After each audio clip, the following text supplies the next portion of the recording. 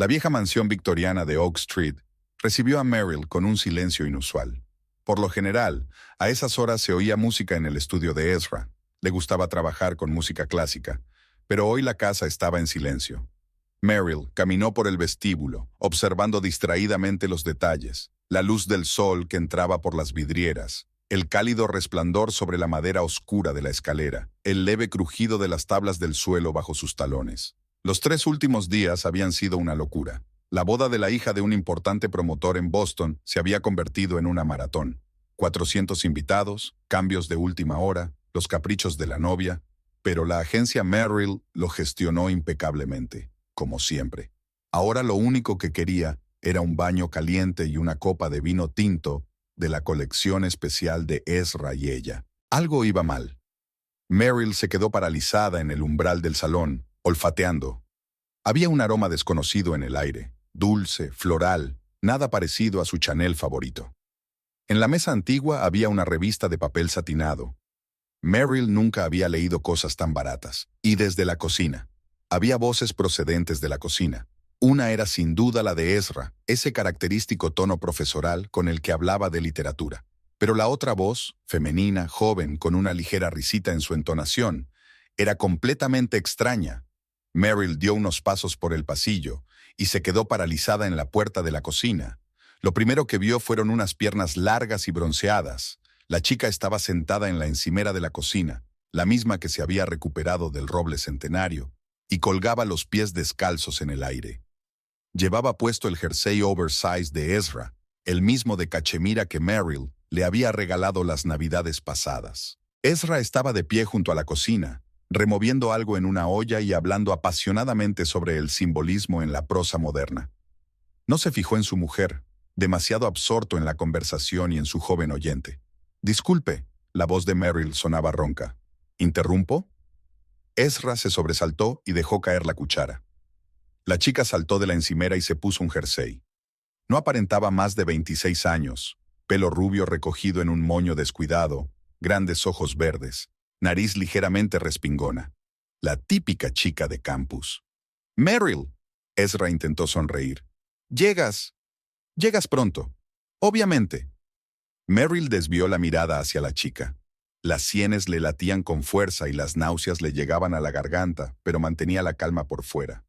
«¿No vas a presentarnos?» «Soy Sage». La chica se adelantó con la mano extendida. «Sage Ellington, Ezra me ha hablado mucho de ti». Merrill ignoró la mano, sintiendo que todo su interior se contraía al oír el familiar Ezra. «Nada demasiado personal, espero». Se dirigió al armario del vino y sacó una botella y un vaso. Las manos le temblaban ligeramente. «Si me disculpan, tengo que ducharme». Salió de la cocina agarrando la copa y la botella como un salvavidas. Subió las escaleras, entró en el dormitorio y cerró la puerta. Solo entonces se dejó caer en el sillón. Se bebió el primer vaso de un trago. Bebió el segundo más despacio, mirando la habitación familiar, donde cada cosa guardaba un recuerdo. La foto de su boda en la repisa de la chimenea, los libros de Ezra en la mesilla de noche, su bata en el respaldo del sillón. Al tercer vaso, los pensamientos empezaron a aclararse. 8 años de matrimonio. Ella es 6 años más joven que Ezra, pero esta chica es lo suficientemente mayor como para ser su hija. ¿Una estudiante?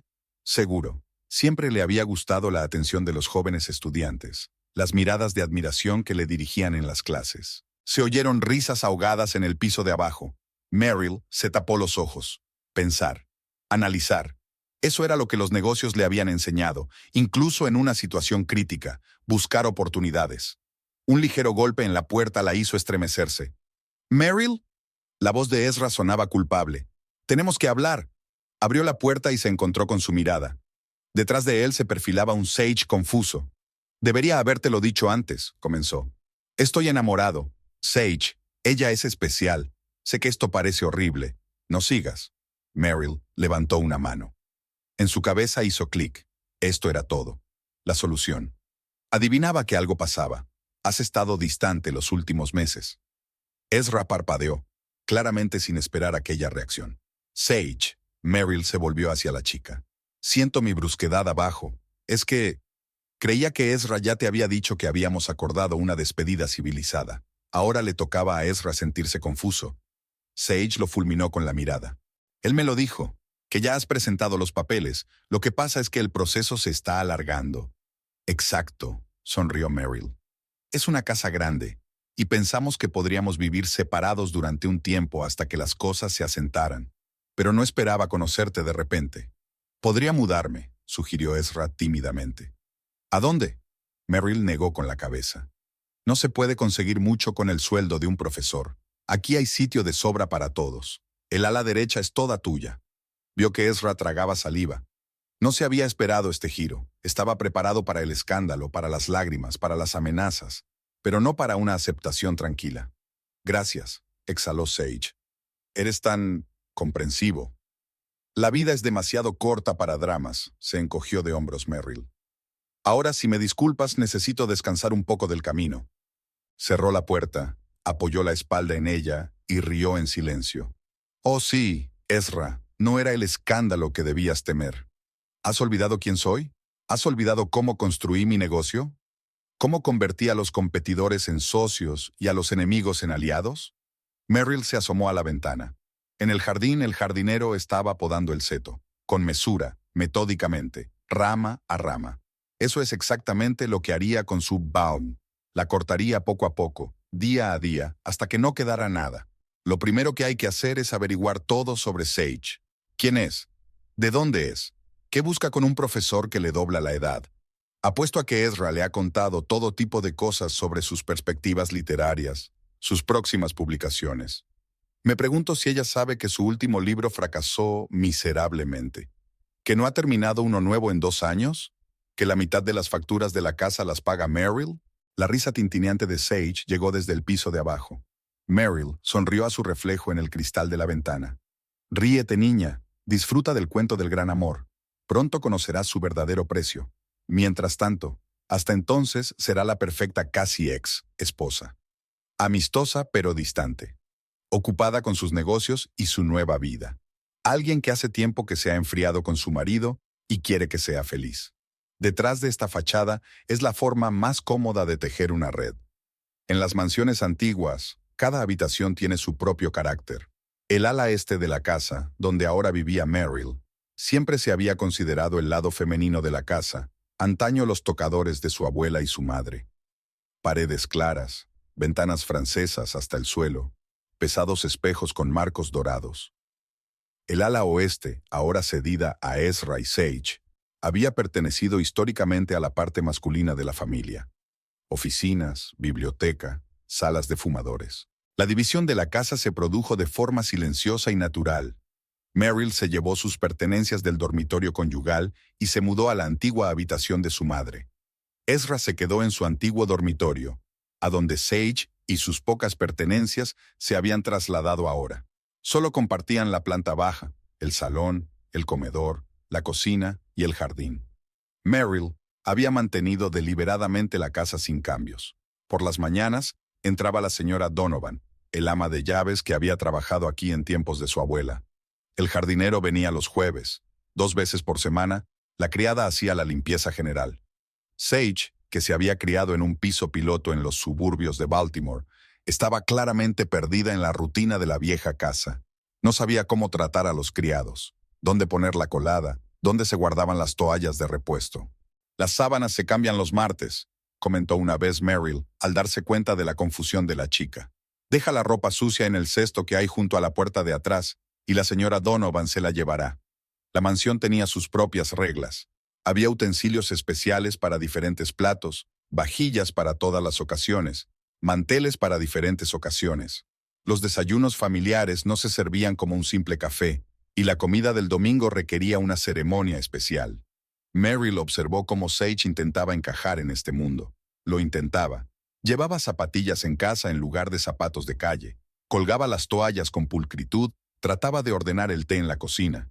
No sabía que los cubiertos no se lavan nunca en el lavavajillas, que los sillones antiguos requieren un tratamiento especial, que cada habitación tiene su propia función. Ezra no parecía darse cuenta de esta incomodidad. Siguió con su vida como antes, trabajando en su estudio, almorzando a las horas adecuadas, dando por sentado el cuidado de los criados. Durante los años de su matrimonio se había acostumbrado a la rutina de la casa sin pensar en lo que había detrás de esa comodidad. Meryl se mantenía deliberadamente al margen, dejando que las cosas siguieran su curso. Sabía que tarde o temprano Sage empezaría a hacer preguntas. ¿Por qué no podían vivir separados? ¿Por qué se alargaba el divorcio? ¿Por qué Ezra, que decía ser solvente, se aferraba a la vida en casa de su exmujer? Sus caminos rara vez se cruzaban. Cada uno tenía sus propias rutas por la casa. Meryl bajaba a desayunar temprano, cuando Ezra y Sage aún dormían. Almorzaban cuando ella estaba en la oficina. Nadie intentaba cenar juntos. Eso habría sido demasiado incluso para su extraño acuerdo. Pero los encuentros ocasionales eran inevitables. Una tarde, Meryl sorprendió a Sage en la biblioteca, mirando una colección de primeras ediciones de clásicos americanos. «Es una biblioteca estupenda», comentó Sage. Ezra dijo que había coleccionado muchos de los libros a lo largo de los años. ¿De veras? Meryl se acercó a las estanterías. «Es curioso. Esta es la colección de mi abuelo. Él la empezó en los años 30, y mi abuela la continuó después de su muerte». Pero Sage frunció el ceño. Ezra me había contado que había estado buscando estas ediciones para su trabajo. Quizá quería decir que las estaba estudiando, la corrigió Meryl con suavidad. Una colección así vale una fortuna. Ni siquiera un profesor de literatura podría permitírsela. Vio que la cara de Sage se crispaba. Otra pequeña grieta en la imagen perfecta de Ezra, un hombre que se atribuía los logros de los demás y las posesiones ajenas. Meryl no se precipitaba. Sabía que la verdad siempre salía a la luz.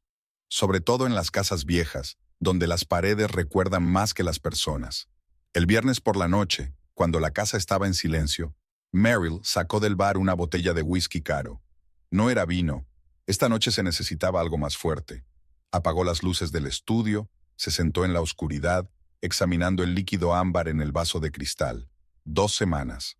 Hacía solo 15 días que había vuelto a una casa completamente distinta, con un marido completamente distinto. Es curioso lo rápido que el amor puede convertirse en nada, no en odio. Eso sería demasiado fácil. En la nada. Meryl bebió un sorbo y sonrió. 8 años de matrimonio se habían evaporado en un instante cuando vio a Ezra con aquella chica en la cocina. Fue como si se hubiera apagado una luz, un clic y oscuridad. La música llegaba del piso de abajo. A Sage le gustaba poner sus listas de reproducción cuando cocinaba. Un intento de instalarse, de marcar su territorio con su presencia. Meryl escuchó algo de rock indie moderno. Bebió otro sorbo. «A ver si lo intentas, nena». Meryl había aprendido mucho sobre Sage Ellington estos días. 26 años, criada en Baltimore. El padre es mecánico, la madre trabaja en un supermercado. La primera de su familia en obtener un título universitario. Ambiciosa, culta, con un evidente complejo de inferioridad social. Se enamoró de un profesor, una historia clásica. Ezra debía de parecerle la encarnación de todo lo que ella soñaba. Educado, exitoso, de buena familia. Meryl se rió amargamente. Si tan solo Sage supiera que su T-Ray y profesor en realidad vivía de un sueldo de adjunto y de los derechos de autor de alguna que otra publicación en revistas literarias. Que su elogiada novela había fracasado. Que todos estos años, las verdaderas facturas las había pagado su mujer. El whisky le quemaba la garganta. Los recuerdos flotaban fantasmales en la oscuridad del despacho. Cómo Ezra y él se habían besado aquí. Cómo habían hecho planes. Cómo habían soñado con tener hijos. ¿Era todo mentira? ¿O la verdad convertida en mentira? La música cambió. Algo lento, romántico.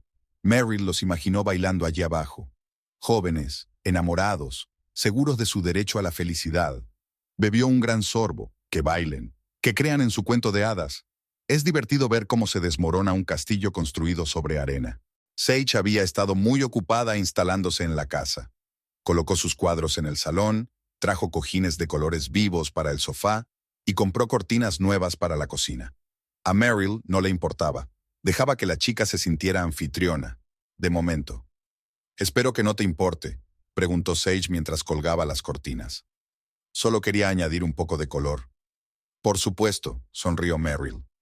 «Una casa debe reflejar a las personas que viven en ella, No añadió que las cortinas de IKEA quedaban ridículas junto a los muebles antiguos, que los marcos de cuadros baratos cortan la vista frente a tapices antiguos, que todo intento de Sage por Alienor, el interior no hace sino acentuar su condición de extranjera en este espacio. Por las mañanas, Meryl oía a Sage dando órdenes en la cocina, reorganizando los platos, reorganizando el almacenamiento de alimentos. La señora Donovan, que había vigilado la casa durante 15 años, solo apretaba los labios. La señorita Sage cree que las tazas de café deberían estar más cerca de la máquina, se quejó el ama de llaves. Y había ordenado las especias por colores. Déjala, replicó Meryl. La chica quiere sentirse como en casa. En casa. ¡Qué ironía! Meryl bebió otro sorbo de whisky. La botella estaba medio vacía y su cabeza zumbaba agradablemente. ¿Qué era el hogar? ¿Las paredes? ¿Las cosas? ¿Los recuerdos? Pasó la mano por el reposabrazos de la silla, la misma silla en la que se había sentado su abuelo, donde ella misma se había escondido de niña. Una casa es una historia que no se puede comprar en IKEA, ni crear en un par de semanas. La risa de Sage llegó del piso de abajo. Meryl se tapó los ojos. No odiaba a aquella chica. Era solo un síntoma, no una enfermedad, solo un espejo que reflejaba la verdad sobre Ezra, sobre un hombre capaz de traicionar 8 años de matrimonio, un mentiroso que se apropia del legado de otro hombre, un cobarde que se esconde tras el dinero de otros. Meryl dejó el vaso vacío. La cabeza le daba vueltas, pero sus pensamientos se volvieron cristalinos. No tomaría represalias. Eso era demasiado mezquino. Dejaría que la verdad saliera a la luz. Dejaría caer las máscaras. Y entonces sería interesante ver qué quedaría de su gran amor. Se levantó, tambaleándose. En la oscuridad del estudio, su reflejo en la ventana parecía un fantasma, cara pálida, pelo revuelto. Meryl sonrió a su reflejo. El espectáculo debe continuar. Mañana volvería a ponerse la máscara de la comprensiva, casi ex esposa. Sonreirá, asentirá, mantendrá la leyenda de un divorcio civilizado. Mientras tanto, podemos permitirnos esta noche de debilidad. Esta botella de whisky, estos pensamientos amargos en la oscuridad. Todavía se oía música en el piso de abajo. Meryl escuchó alguna canción sobre el amor eterno. Dios, qué ingenuas pueden ser las jovencitas. Qué ciegas pueden ser las mujeres inteligentes. Y lo predecibles que pueden ser los hombres de mediana edad, huyendo de la realidad en brazos de jóvenes universitarias. Se rió en silencio. Bueno, que siga el juego. Después de todo, es interesante ver cómo se desarrolla este drama, cómo se desmorona otro cuento de hadas del amor, cómo se hunde otro barco construido con mentiras. Por la ciencia, dijo Meryl mentalmente terminándose el whisky. La ciencia de lo rápido que pueden morir 8 años de amor. Y lo divertido que era observar las ilusiones de los demás cuando las tuyas ya se habían hecho añicos. Octubre había sido inusualmente lluvioso. La vieja mansión respondía al tiempo con crujidos y gemidos, como un barco en un mar tormentoso. En días como aquel, su vetusta fragilidad se dejaba sentir con especial intensidad. El tejado del ala oeste tenía goteras, las paredes se humedecían, y el contador de la calefacción giraba a un ritmo alarmante. Meryl, que había crecido en la casa, conocía todos sus caprichos. Todos los otoños había que revisar los canalones, reforzar las tejas y cambiar las juntas de las ventanas. Habitualmente reunía una carpeta de facturas, mano de obra, materiales, facturas de servicios. Aquella mañana, Meryl había dejado a propósito la carpeta sobre la mesa de la cocina. Abierta descuidadamente, con los bordes de los recibos sobresaliendo, estaba literalmente pidiendo atención. Sage, que había bajado a desayunar, no pudo resistirse, por supuesto. Dios, exhaló, mirando los números. ¿Esto es para un mes? 15 días. Meryl removió el café. Octubre siempre es un mes caro. Calefacción, reparaciones. Deliberadamente no mencionó que solía pagar todas las facturas ella misma. Dejaría que Sage lo averiguara por sí misma. Hacia el atardecer cayó una tormenta. Meryl estaba sentada en su despacho cuando oyó pasos en la escalera. Sage, despeinada y ansiosa, llamó a la puerta. Perdone, pero el techo del dormitorio tiene goteras. Ah, sí. Meryl dejó el portátil a un lado. Hay que cambiar el tejado del ala oeste. Llamaré a los chicos, pero no será barato. ¿Y el seguro? Sage se movió de un pie a otro. No cubre el mantenimiento rutinario, sonrió Meryl. Habla con Ezra, que se ponga en contacto con los Bergman. Llevan tiempo trabajando en la casa. La conversación de Ezra con Sage aquella noche fue lo bastante alta como para llegar al ala este. ¿30 de los grandes por el tejado? La voz de Sage se entrecortó. Dijiste que podías mantener la casa. Merrill solía encargarse de eso. Ezra sonaba cansado. Tenía contratos con contratistas, contacto. ¿Y ahora qué? ¿Dormimos bajo un techo con goteras? Merrill sonrió, dando un sorbo a su vino. Había aparecido la primera grieta en la fachada del profesor de éxito. El siguiente golpe llegó con la factura de la calefacción. Merrill había esperado deliberadamente hasta las primeras heladas, cuando los viejos radiadores empezaron a funcionar a pleno rendimiento. ¿8,000? Sage se quedó mirando el recibo que Ezra tenía en las manos. ¿Por la calefacción? Es una casa grande, murmuró. Y el sistema es viejo e ineficiente. Pero dijiste que lo tenías todo pensado, que podíamos permitirnos vivir aquí. Merrill, que pasaba por allí, fingió no oír la discusión. Pero por el rabillo del ojo vio a Sage apretando los puños y a Ezra frotándose las sienes, señal inequívoca de que estaba nervioso. A finales de mes, las facturas se habían acumulado. El jardinero exigiendo el pago por preparar el jardín para el invierno.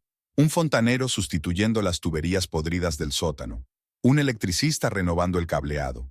Cada factura golpeaba las ilusiones de Sage sobre el bienestar de Ezra. Empezó a ahorrar. Apagaba las luces de las habitaciones vacías, cerraba las puertas para mantener el calor, cocinaba comidas sencillas en lugar de cenas elaboradas. Pero la casa era exigente. No se podía apagar la calefacción de las habitaciones que no se utilizaban o tapar las ventanas con cinta adhesiva. Una noche, Merrill encontró a Sage en la biblioteca, sentada en la oscuridad, envuelta en una manta a cuadros. ¿Por qué no enciendes las luces?, preguntó Merrill, pulsando el interruptor de la luz. Ahorro dinero, murmuró Sage. ¿Has visto la última factura de la luz? Ah, esa. Merrill se sentó en la silla frente a ella. Sí, las casas viejas son tacañas. Recuerdo que, cuando yo era niña, mi abuela siempre tenía problemas con los gastos. Menos mal que ahora mi negocio da para bastante. Hizo hincapié en la última parte a propósito. Dejó que Sage se preguntara quién pagaba realmente la lujosa vida en la mansión todos estos años. El fin de semana siguiente, Ezra parecía agotado. Merrill lo sabía. Había intentado encontrar horas extra en la universidad, pero sin éxito. Su último libro había fracasado. No había nuevos contratos. Y las facturas seguían llegando. Quizá deberíamos alquilar un piso, sugirió Sage un día durante el desayuno. Algo más pequeño, más sencillo. Tú querías vivir en una casa histórica, espetó Ezra. Dijiste que era romántico. Eso fue antes de saber lo romántico que era. Merrill sorbía su café en silencio, fingiendo estar absorta en su trabajo, pero por dentro sonreía. La realidad estaba destruyendo lenta pero inexorablemente el cuento de hadas del profesor rico y su joven amante. La gota que colmó el vaso fue la factura de la reparación de los muebles antiguos. El sillón del salón, que tenía más de 100 años, necesitaba una restauración. Sage había tenido la desgracia de sentarse en el reposabrazos y la vieja madera se había agrietado. ¿15,000 por la silla? Se quedó mirando el presupuesto del restaurador con los ojos muy abiertos. Es una locura. Es una reliquia familiar, señaló Merrill. Claro que se puede comprar una nueva en IKEA. Ezra palideció. Sabía que sería un sacrilegio sustituir un mueble antiguo por otro moderno, pero tampoco podía pagar la restauración. Por la noche, Merrill los oyó discutir de nuevo. «Me has estado mintiendo». A Sage le temblaba la voz. «Todo eso de tu independencia económica, de tu exitosa carrera». «Yo no he mentido», se defendió Ezra. «Es que es un momento difícil». «¿Un momento difícil? Ni siquiera puedes pagar el arreglo de tu silla. Y hablas de viajar, de tu casa». Merrill se sirvió un poco de vino. Desde la ventana del estudio podía ver el jardín, donde caían las últimas hojas. Se acercaba el invierno. Nuevas facturas de calefacción, de retirada de nieve, de reparación de tuberías heladas. Me pregunto cuánto durará el amor cuando se acaben los ahorros. No sintió Schadenfreude, más bien interés filosófico. ¿Cuánto tarda un bonito cuento de hadas en hacerse añicos por la vida cotidiana? ¿Cuántos billetes hacen falta para disipar las ilusiones del príncipe azul? Después de todo, ella misma había creído alguna vez en ese cuento de hadas. Creyó en Ezra, en su talento, en su futuro. Había tardado 8 años en darse cuenta de que siempre se escondería detrás del dinero de los demás, del estatus de los demás, del poder de los demás. Ahora le tocaba a Sage recorrer ese camino, y Merrill iba a hacerlo lo más educativo posible, marcador tras marcador, decepción tras decepción. La puerta se cerró de golpe en la planta baja. Parecía que Sage había salido a Diltanad de nuevo tras la discusión. Merrill saludó al oscuro jardín con su vaso. Octubre no había hecho más que empezar y quedaban muchas facturas por pagar y muchos descubrimientos por hacer. Después de todo, la verdad siempre tiene un precio, especialmente cuando se trataba de una vieja mansión con goteras en el tejado. Merrill siempre había pensado que no había nada como una cena bien organizada para crear un ambiente social. Las elegantes invitaciones para el profesorado de la universidad se habían enviado con 2 semanas de antelación. En honor de la publicación del nuevo libro del profesor Jenkins, era una excusa impecable. El hecho de que Ezra se sentara a la misma mesa que un colega, cuya carrera estaba floreciendo, no hacía sino añadir picante a la situación. Los preparativos para la velada habían convertido la casa en un hervidero. La señora Donovan sacaba la vajilla más fina de los armarios, sacaba brillo a la cubertería de plata y aireaba los manteles de ceremonia. Merrill estaba diseñando personalmente el menú con un chef invitado. 5 platos diferentes, buenos vinos y una presentación impecable. Sage andaba a tientas por la casa, intentando descifrar su papel en este espectáculo. ¿Tengo que ayudar a servir?, preguntó confusa, observando los preparativos. En absoluto, querida, sonrió Merrill. Eres una invitada, sé tú misma. Deliberadamente no dio ninguna pista, ni sobre el código de vestimenta ni sobre las normas de comportamiento en una cena académica. Dejó que la chica se dejara llevar. La velada comenzó con un cóctel en el salón. Merrill brilló con un vestido azul oscuro de Chanel, interpretando impecablemente el papel de anfitriona acogedora. Sage apareció con un vestido rojo corto de gran tirada, demasiado brillante y revelador para una ocasión así. Una sombra recorrió el rostro de Ezra. El profesor Jenkins, un hombre corpulento de mirada perspicaz, llegó acompañado de su esposa, una sofisticada dama vestida de perlas que enseñaba historia del arte. Siguieron otros invitados, el director del departamento y su esposa, 2 profesores del departamento de literatura, un conocido crítico y su joven esposa. ¿Y tú, querida, también enseñas?, preguntó la señora Jenkins a Sage durante el aperitivo. No doy clases. Acabo de terminar el máster. Sage golpeó nerviosamente su copa de champán. Oh, qué bien. La señora enarcó sutilmente una ceja. ¿Y en qué campo? Literatura moderna americana. Ezra era mi director de tesis. Un ligero susurro recorrió el salón. Merrill, que hablaba con el crítico, ocultó su sonrisa tras el cristal.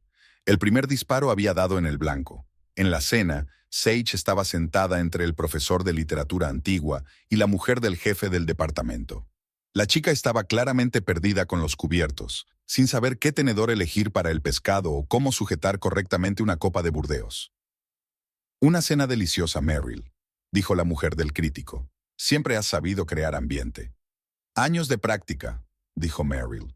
Además, esta es una casa hecha para recepciones. Aunque no es fácil de mantener, sobre todo ahora que las editoriales son tan reacias a dar anticipos. Ezra se atragantó con el vino. Sage se sonrojó intentando hacer frente a otro cambio de accesorios. La conversación derivó inevitablemente hacia la literatura. Hablaron del nuevo libro de Jenkins, de las últimas tendencias de la crítica académica, del debate sobre el canon.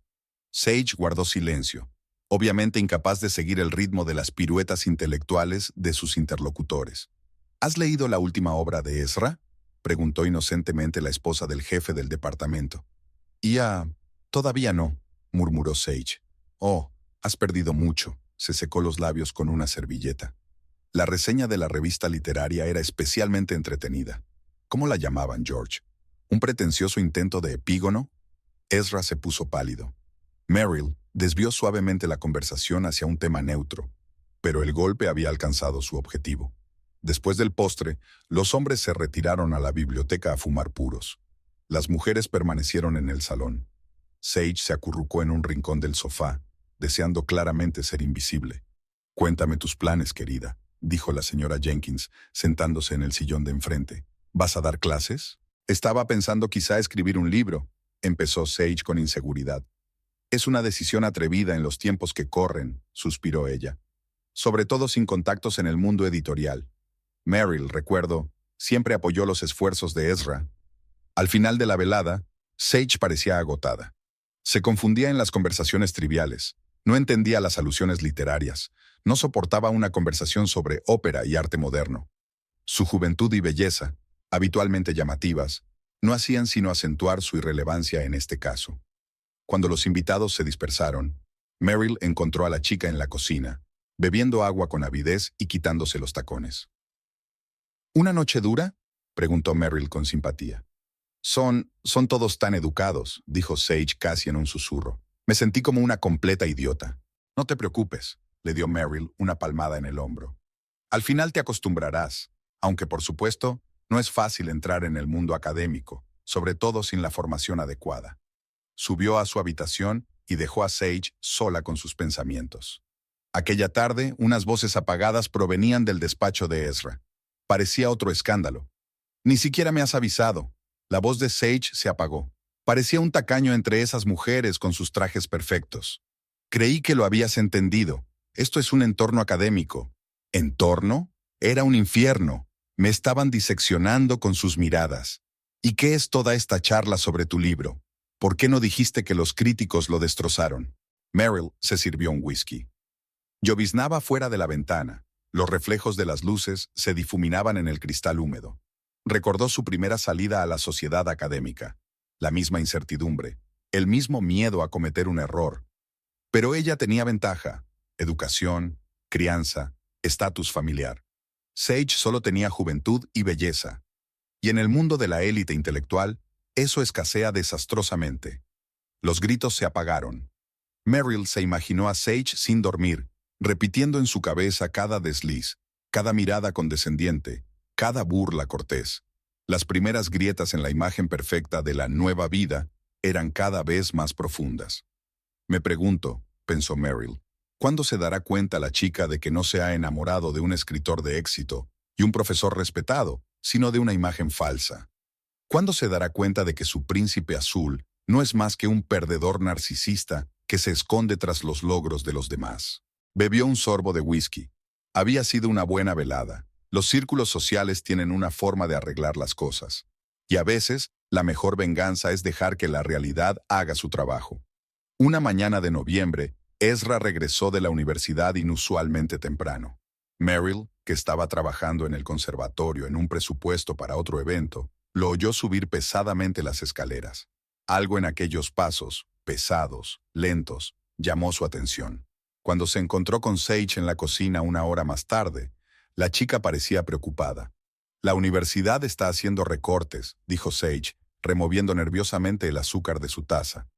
Están recortando el presupuesto del departamento de literatura.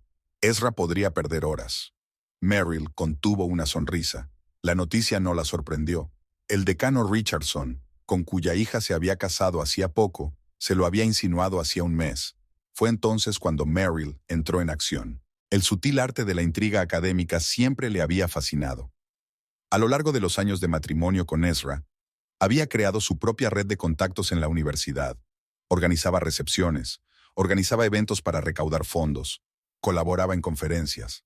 Ahora era el momento de utilizar esas conexiones. Una llamada al profesor Jenkins, cuyo último libro fue un éxito rotundo. «Sabes, Robert, estoy muy disgustada por las recientes críticas de la obra de Ezra. No es el mismo. Ha abandonado completamente la enseñanza. Almuerzo con la mujer del decano. Cariño, no tienes ni idea de lo vergonzoso que es que Ezra haya faltado a su segunda reunión de departamento. Al parecer su vida personal ha consumido por completo su atención. Cóctel con el editor jefe de una editorial universitaria. Sí, Ezra prometió un nuevo manuscrito hace 6 meses. Pero te das cuenta, nuevo amor, jovencita. Los rumores en el mundo académico se extendieron más rápido que un reguero de pólvora. Al final de la semana, toda la facultad discutía la relación inapropiada del profesor con una alumna. El hecho de que Sage ya hubiera recibido su título no interesaba a nadie.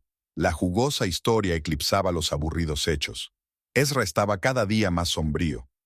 Merrill escuchaba retazos de sus conversaciones telefónicas, el editor exigiendo un manuscrito, el decano programando reuniones no programadas, colegas declinando cortésmente proyectos conjuntos. Quizá deberíamos pensar en otra universidad, sugirió Sage una noche durante la cena. ¿A mitad de curso?, le espetó Ezra. ¿Y quién va a aceptarme? No tienes ni idea de cómo funciona el mundo académico. Pero eres un escritor famoso, tienes publicaciones, premios. Merrill, que limpiaba los vasos en el aparador, casi se echó a reír. La pobre chica aún creía en las galas de Ezra, diligentemente embellecidas por él durante su romance. Al día siguiente, Merrill dejó su essay sobre la mesa de la cocina, un viejo número de la Literary Review, con una crítica mordaz del último libro de Ezra. Sage, por supuesto, no pudo resistirse a leerla. Por la noche, se oyeron gritos en el despacho de Ezra. ¿Por qué no has dicho la verdad? ¿Pretencioso intento de epigonía? ¿Un texto secundario sin un ápice de originalidad? Están celosos, no entienden. ¿Y el editor? ¿Por qué exigen la devolución del anticipo? Merrill subió a su despacho y sacó una botella de tinto. La ventana daba al campus universitario. Los viejos edificios se ahogaban en la bruma otoñal. ¿Cuántas ambiciones, esperanzas y decepciones guardaban aquellas paredes? A la semana siguiente, el decano convocó a Ezra a una reunión. Merrill lo sabía de antemano. La señora Richardson se lo había insinuado en el almuerzo. La reducción de personal es una medida obligada. Naturalmente, los que no estuvieron a la altura de las expectativas serán los primeros en sufrir. Ezra volvió de la reunión completamente destrozado. Sage le salió al encuentro en el pasillo. ¿Qué pasa? ¿Qué pasa con el decano? Van a suprimir mi especialidad, dijo en voz baja, y me ofrecen un trabajo a tiempo parcial. Pero, ¿qué pasa con eso? Es casi la mitad de mi sueldo. Ya lo sé, gritó Ezra. ¿Crees que no lo entiendo? Merrill, que bajaba las escaleras, fingió no darse cuenta de su altercado. Pero por dentro sonreía. Todo iba según lo previsto.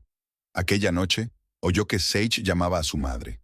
Mamá, no lo sé. Es muy complicado. Ezra podría perder su trabajo. La casa requiere una locura de dinero. No tiene tanto éxito como yo creía. Había decepción en la voz de la chica. La amarga constatación de que su brillante profesor había resultado estar lejos de serlo. Pocos días después, Ezra recibió la notificación oficial de la reducción de jornada.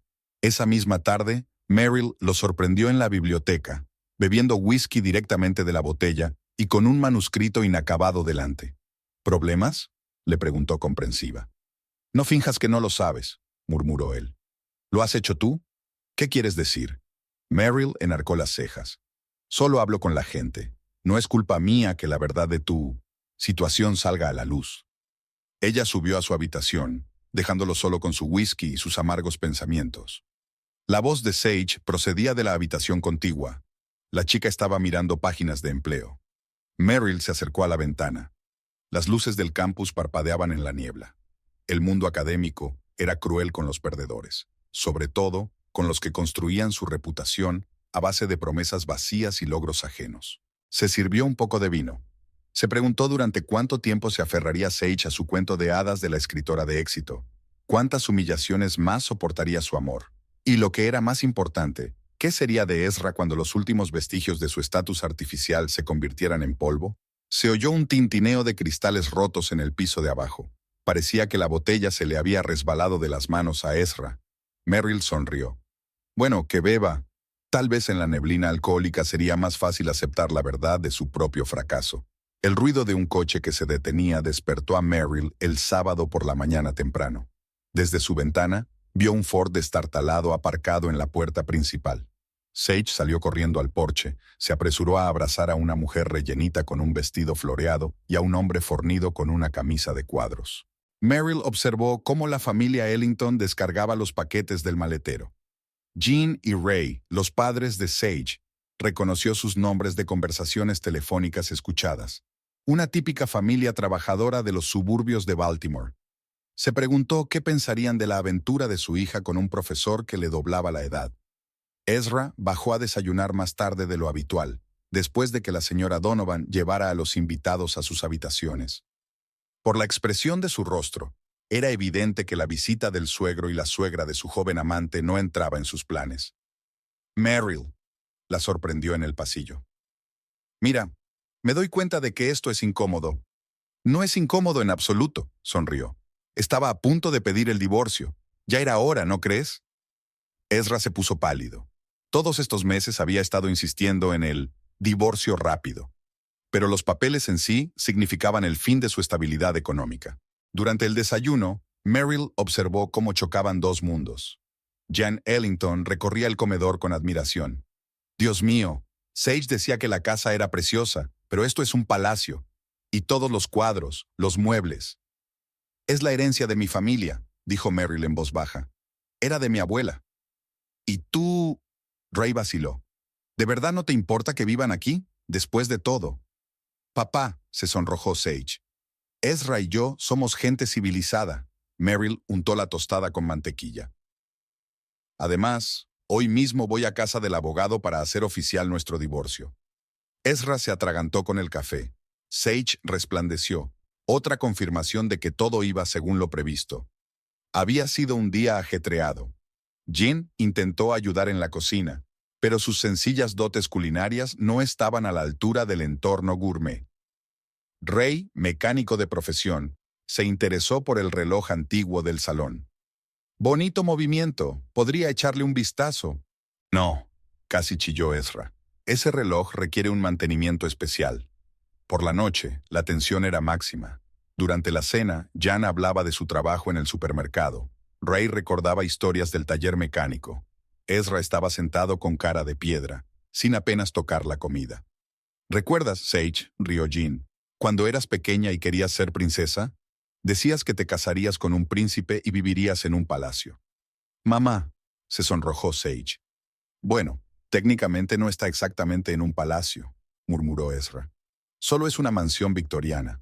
Merrill notó que la cara de Sage se crispaba. Solo un mero. Era exactamente lo que opinaba Ezra de los sueños de una chica sencilla con una vida hermosa. Después de cenar, los padres de Sage se instalaron en el salón para ver la televisión. Jan sacó su labor de punto. El ovillo de colores brillantes quedaba ridículo junto a los muebles antiguos. ¡Dios!, gimió Ezra acercándose al estudio. Era como si estuvieran en un parque de caravanas. Sage se quedó paralizada en las escaleras, pues era evidente que había oído sus palabras. Merrill subió a su despacho y sacó una carpeta.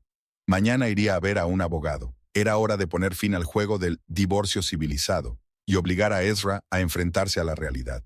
La risa de Jean llegaba desde el salón. Estaba contando historias de la infancia de Sage, historias sencillas y sinceras de amor y cariño, tan alejadas de las refinadas conversaciones de la mesa del profesor. Merrill se acercó a la ventana. La división de clases es algo terrible. Corroe el amor con más seguridad que cualquier traición, sobre todo cuando uno de los amantes resulta ser un snob narcisista, y la otra, una chica ingenua con el sueño de una vida hermosa. La voz de Sage llegó desde abajo, discutiendo con Ezra. Esos son mis padres. ¿Cómo puedes hablar así de ellos? Es que, quiero decir, son totalmente... tartamudeó Ezra. ¿Cómo qué? ¿Simples? ¿Sin educación? ¿Y yo? ¿También soy así para ti? Merrill sonrió. A veces la mejor manera de abrir los ojos de una persona es dejar que se vea a sí misma a través de los ojos de sus seres queridos. Por la mañana fue al despacho del abogado. Era hora de convertir la mentira del divorcio en verdad. Después de todo, algunos cuentos de hadas merecen un final real. La abogada Martha Buchanan inspiraba confianza a primera vista. El traje austero, los pesados broches, la mirada imponente bajo sus gafas de montura dorada. Su despacho en el centro de la ciudad respiraba a dinero antiguo y una reputación impecable. Madera oscura, sillas de cuero, diplomas en las paredes. Merrill no la había elegido al azar. Martha estaba especializada en divorcios de parejas adineradas y era famosa por su meticulosidad en asuntos financieros. También era asidua a las reuniones sociales y conocía los entresijos de la sociedad local. La señorita Buchanan ha accedido amablemente a representarnos, dijo Merrill, cuando ella, Ezra y Sage entraron en el despacho. Ya que hemos decidido hacerlo oficial. Ezra se puso visiblemente tenso. Sage, en cambio, estaba radiante. Por fin empezaban a hacer verdaderos progresos hacia su vida. Según tengo entendido, Martha golpeó la carpeta con sus uñas cuidadas. ¿Habéis solicitado el divorcio hace 6 meses? ¿Qué? Ezra se estremeció. No, nosotros... Qué raro. El abogado frunció el ceño. La señorita Ellington había mencionado ese plazo exacto en la conversación preliminar. Sage desplazó la mirada de Ezra a Merrill con confusión. La primera sospecha apareció en sus ojos. Puede que haya habido un malentendido, intervino Merrill con suavidad. Estábamos hablando del divorcio. Técnicamente, aún no se han presentado los papeles.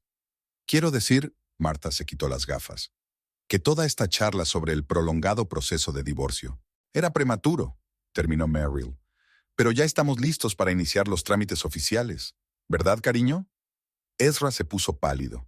Se dio cuenta de que el inicio del proceso formal significaba el fin de su cómoda vida en la mansión, el fin de su apoyo financiero tácito, el fin de todos los arreglos cómodos.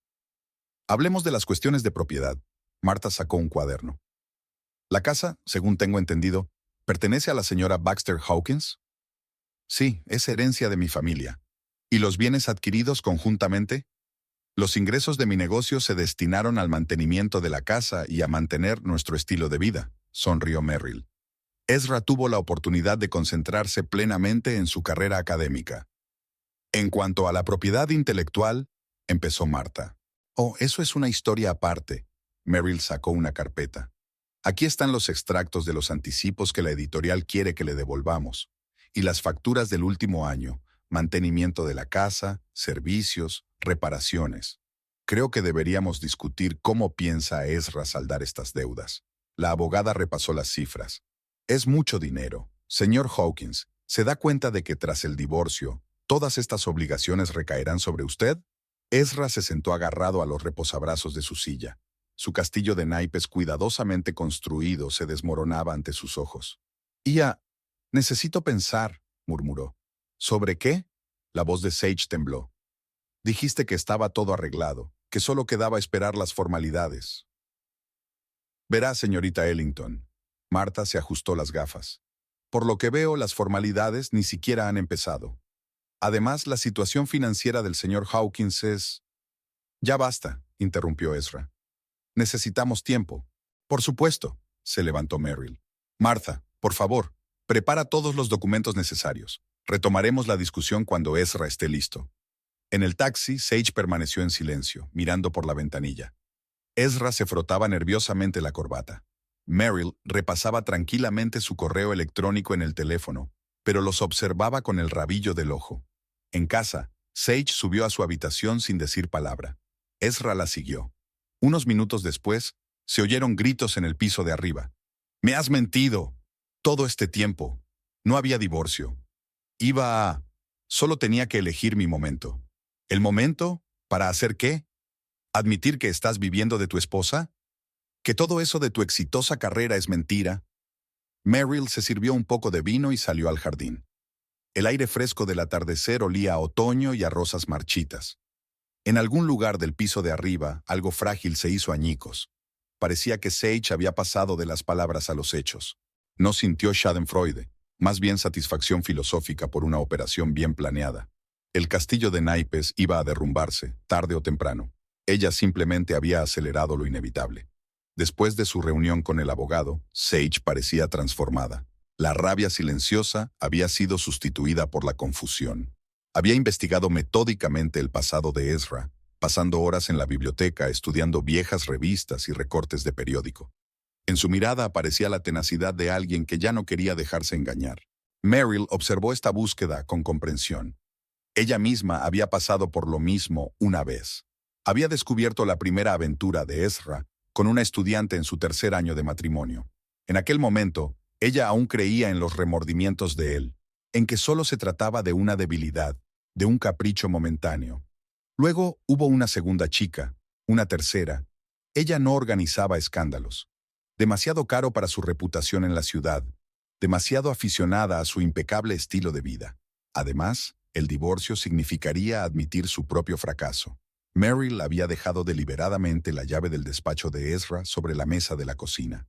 El viernes por la noche encontró a Sage en el salón, sentada en el suelo, rodeada de fotografías y cartas. «No se lo digas a Ezra», murmuró Sage. «Sé que está mal, pero...» «A veces todos nos saltamos las normas», se sentó Merrill a su lado. «¿Has encontrado algo interesante?» Sage le tendió una foto. Un picnic universitario, Ezra entre las estudiantes. Todas jóvenes, guapas, mirando al profesor con adoración. Esto es de hace 5 años. La voz de Sage temblaba. Y aquí hay una carta de alguien llamada Christine. Ella también escribe sobre el divorcio, sobre un futuro juntos. Meryl recordaba a Christine.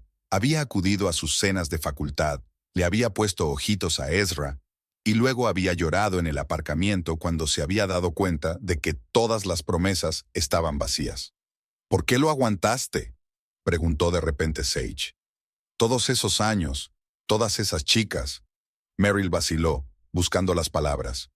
Ya sabes, a veces un matrimonio conveniente se convierte en un hábito. Yo me dedicaba a los negocios, él seguía una carrera académica, vivíamos vidas paralelas, y entonces me pregunté cuánto tiempo más podría engañarse a sí mismo y a los demás. ¿Y yo?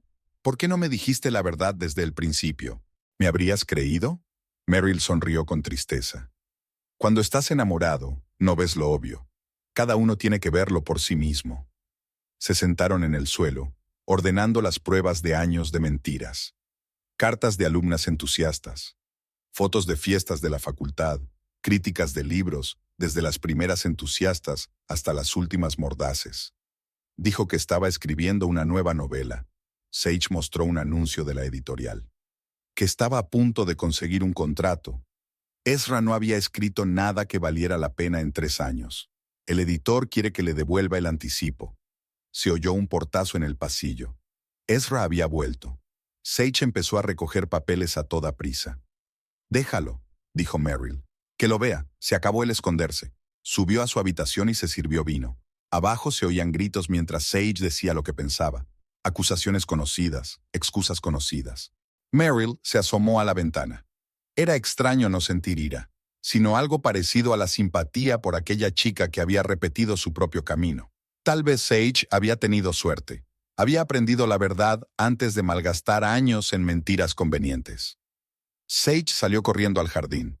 Se sentó en un banco y encendió un cigarrillo. Meryl la miró con los hombros caídos y pensó que mañana llamaría a su abogado. Era hora de poner fin a esta historia y empezar una nueva, sin mentiras ni compromisos. 2 maletas y unas cuantas cajas era todo lo que Sage se había llevado de la mansión. Había dejado en el armario su nuevo vestuario, comprado para vivir con el profesor. La ropa cara parecía ahora tan falsa como su relación. Meryl observaba la carga de las cosas desde la ventana de su despacho. Ezra se paseaba por la entrada, intentando ayudar con las cajas o convencer a Sage de que se quedara. «Podemos hablar de esto. Sé que es culpa mía, pero... ¿hablar de qué?» Sage golpeó el maletero del taxi. «¿Una lista de tus amantes? ¿O de sus deudas? ¿O tal vez de las mentiras sobre el divorcio?» Meryl se apartó de la ventanilla y abrió el portátil. Una carta del abogado ya esperaba en el correo. El primer borrador del acuerdo de divorcio. Martha Buchanan, como siempre, era pedante con los detalles. La casa seguiría siendo de Meryl. Prácticamente no habría bienes adquiridos conjuntamente. Las deudas de Ezra serían solo problema suyo. La puerta de la planta baja se cerró de golpe. El taxi se había marchado. Ezra volvió a entrar en la casa, y Meryl pudo oírle subir las escaleras, despacio, como un hombre que hubiera envejecido de repente. Se encerró en el estudio, y pronto se oyó el tintineo de cristal contra cristal. Por la noche, al bajar a la cocina a por agua, Meryl lo sorprendió en el bar. «Tiene un piso en el centro», murmuró Ezra sin levantar la vista. «Un pequeño estudio encima de un restaurante chino. Dice que es lo único que puede permitirse». «Buena elección», dijo Meryl. «Por cierto, Martha me ha enviado un borrador del acuerdo. Deberías leerlo». Ezra la miró con expresión preocupada. «¿De verdad vas a pedir el divorcio? ¿Ahora? ¿Cuándo crees? ¿En 6 meses, como le prometiste a Sage? ¿O dentro de 1 año, como le prometiste a Christine?» Se estremeció. Meryl se sirvió un poco de agua y salió de la cocina, pero se volvió en la puerta. «¿Sabes qué es lo curioso? Yo perdonaría el engaño. Al fin y al cabo, nuestro matrimonio hace tiempo que se ha convertido en una cómoda sociedad. Pero las mentiras, Ezra, mentiras interminables y mezquinas, es agotador». Los días siguientes se convirtieron en un extraño espectáculo. Ezra oscilaba entre intentar recuperar a Sage y mantener su posición en la casa. La llamaba por teléfono, le escribía cartas, la vigilaba después del trabajo. Había aceptado un empleo de camarera en una cafetería cercana a su nuevo piso. Entre los intentos de reparar su relación con Sage, trató de persuadir a Merrill para que pospusiera el divorcio. Piensa en mi reputación en la universidad. 2 rupturas seguidas. ¿Tu reputación? Merrill ni siquiera levantó la vista de sus papeles. ¿Y la mía? ¿Una esposa que hizo la vista gorda ante los amoríos de su marido con estudiantes durante años? Martha Buchanan era eficiente. Los papeles estaban listos en menos de una semana. Conocía todas las lagunas legales y los problemas potenciales. Dada la situación financiera del señor Hawkins, dijo durante otra reunión, recomendaría acelerar el proceso, antes de que el editor empiece a demandar el anticipo impagado. Ezra palideció. Los acreedores insistían cada vez más, y su prestigio en la universidad se tambaleaba tras la historia de Sage. Los rumores se propagaban con rapidez. Una tarde Merrill se encontró con Sage en el supermercado. La chica parecía agotada, pero había una nueva dureza en sus ojos. «¿Vino otra vez?», dijo Sage mirando un estante de pasta barata. «Hablando de amor y de cómo se podía arreglar todo». «¿Tú qué?», se rió. «De repente me di cuenta de que ni siquiera sabe lo que ha hecho. No es más que otro papel para él. El amante sufriente, el genio incomprendido». Merrill asintió. Conocía demasiado bien este repertorio. Cuando llegó a casa, Ezra la esperaba en el salón. «Te he visto con Sage. ¿De qué hablabais?» «De pasta». Merrill colgó el abrigo. «Y de lo fácilmente que algunos hombres confunden el amor con el narcisismo. Aquella noche lo había oído pasearse por su despacho. El crujido de las tablas del suelo, el tintineo de los vasos, el susurro de los papeles. ¿Intentaba escribir o idear un nuevo plan? No importaba. Su castillo de naipes se ha derrumbado y ninguna palabra bonita podrá arreglarlo. Esta mañana había un sobre en su mesa. Ezra había firmado todos los papeles del divorcio. ¿Se había rendido? ¿O simplemente había decidido cambiar de táctica? Merrill guardó los papeles en la caja fuerte. Fuera lo que fuese lo que estaba tramando, no había vuelta atrás. El jardinero estaba quitando las hojas caídas del jardín. Se acercaba el invierno, y esta casa nunca volvería a ser la misma. Ni todos lo serían. El escándalo universitario estalló el jueves. Merrill se había enterado por la señora Donovan. El ama de llaves había traído el correo de la mañana, y entre medias había comentado que había visto a Ezra saliendo del campus. Estaba pálido y sostenía una especie de sobre. A última hora de la tarde, los detalles se habían filtrado a través de la impecablemente bien engrasada red de cotilleos de la universidad. Una carta anónima al comité de ética, respaldada por fotografías y testimonios de antiguas alumnas. La historia de Sage había sido la gota que colmó el vaso. Ahora salían a la luz otras aventuras, abusos de puestos de supervisión y manipulación de calificaciones. Merrill estaba revisando la correspondencia de trabajo cuando llamaron a la puerta de su despacho. Sage estaba en el umbral, desplomada pero decidida. «Necesito saberlo. ¿Enviaste la carta a la comisión?» Merrill negó con la cabeza. «No, aunque sospecho que sé quién lo hizo. ¿Te acuerdas de Amanda Pierce? Ahora trabaja en la administración de la universidad». Sage se hundió en su silla. «Me han llamado de la comisión. Quieren que testifique». «¿Qué has decidido?» «No lo sé». Sage se frotó las sienes. Por un lado, se lo merecía. Por otro, no quiero formar parte de este circo. Merrill miró detenidamente a la chica. Sage había cambiado en las últimas semanas. El entusiasmo ingenuo había desaparecido y había surgido cierta serenidad interior. Ya no parecía una estudiante frívola enamorada de la imagen del brillante profesor. «¿Sabes?», sirvió Merrill 2 tazas de café. «Al principio te subestimé. Creí que no eras más que otra víctima de su encanto. Y yo te subestimé a ti». Sage aceptó la taza. «Pensé que eras una zorra fría incapaz de entender el amor verdadero». Ambas rieron, con amargura pero con comprensión. Mientras tanto, el escándalo iba cobrando fuerza. El editor, oliendo sangre, empezó a entablar acciones judiciales por un contrato incumplido. El periódico universitario insinuó una crisis ética en el departamento literario. Colegas que hacía poco habían estado bebiendo whisky con Ezra en el club de la facultad, cruzaban ahora desafiantes el pasillo. Por la noche, Ezra regresó a casa, si es que a este despojo se le podía llamar el viejo Ezra. Merrill se reunió con él en el salón. «Supongo que la conversación con el decano no fue bien». Se desplomó en una silla. Se ofrecieron a dimitir por voluntad propia para evitar un escándalo público. Una oferta razonable. ¿Razonable?, se rió amargamente. ¿Dónde voy a encontrar trabajo a mitad de curso? ¿Quién contrataría a un profesor con semejante mancha en su reputación? Merrill se encogió de hombros. Quizá deberías haberlo pensado antes de convertir el despacho de tu supervisor en una cita nocturna. Al día siguiente llegó una carta de los abogados de la editorial. Exigían la devolución inmediata del anticipo por el libro inacabado y amenazaban con demandar. Era una suma considerable, suficiente para enterrar sus últimas esperanzas de estabilidad financiera. Sage pasó por la tarde para recoger sus últimas pertenencias del dormitorio de invitados. Merrill la encontró en la biblioteca, mirando los lomos de los libros. «Es curioso», dijo. «Solía soñar con vivir entre estos libros, con formar parte de este mundo. Pensaba que Ezra me introduciría en el círculo de los intelectuales, me ayudaría a convertirme en escritora. ¿Y ahora? Ahora me doy cuenta de que todo era un decorado. Como un teatro, una hermosa fachada, y luego nada detrás de ella». Merrill se sentó a mi lado. «Sabes, realmente podrías ser escritor. Tienes buen ojo para las palabras. He visto tus notas, las que dejas en los márgenes de los libros». Sage la miró sorprendida. «¿Las has leído?» «Claro que las he leído. Debería haberme dado cuenta de la clase de chica que mi marido había traído a casa». Hablaron hasta bien entrada la noche. Sage habló de sus planes literarios, de su deseo de escribir sobre la vida real, no sobre abstracciones académicas.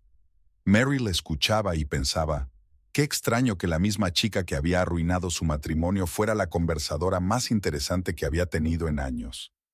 Ezra lo sorprendió hablando.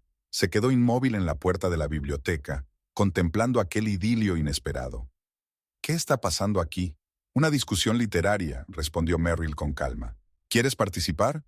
«No, lo siento. Ya no está permitido hablar de literatura con alumnas». Sage resopló, intentando ocultar una carcajada. Ezra se puso morado y salió dando un portazo.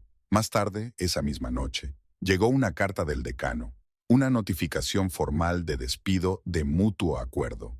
El final de una carrera académica construida sobre unos cimientos poco sólidos de ambición y autoengaño. Merrill encontró a Ezra en su despacho, metódicamente borracho, mirando una pila de facturas sin pagar. «¿Sabes qué es lo curioso?», murmuró. «Realmente creía que algún día escribiría una gran novela, que todos estos años solo había estado reuniendo material, observando la vida». «No, Ezra», Merrill se apoyó en el marco de la puerta. «Lo curioso es que has hecho creer eso a mucha gente, incluida yo». Al día siguiente, Sage llamó al comité de ética y aceptó testificar. No por venganza, sino por sentido de la justicia. Como le explicó a Merrill, las otras chicas necesitan saber la verdad.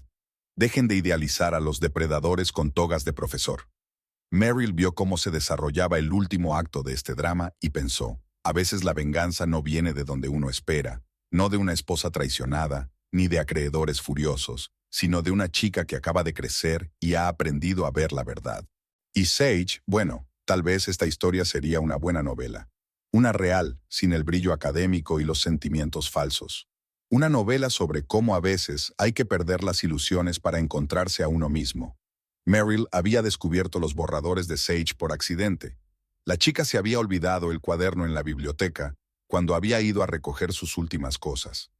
La caligrafía era irregular, apresurada, pero los propios textos se aferraban. Notas airadas y sinceras sobre lo fácil que era creer en el cuento de hadas del profesor de éxito. Cómo el estatus académico se convertía en un escudo para los manipuladores. Cómo las chicas jóvenes confundían las mentiras con el amor. Esa noche llamó a Sage. «Ven mañana a mi casa, tenemos que hablar». La chimenea calentaba la biblioteca.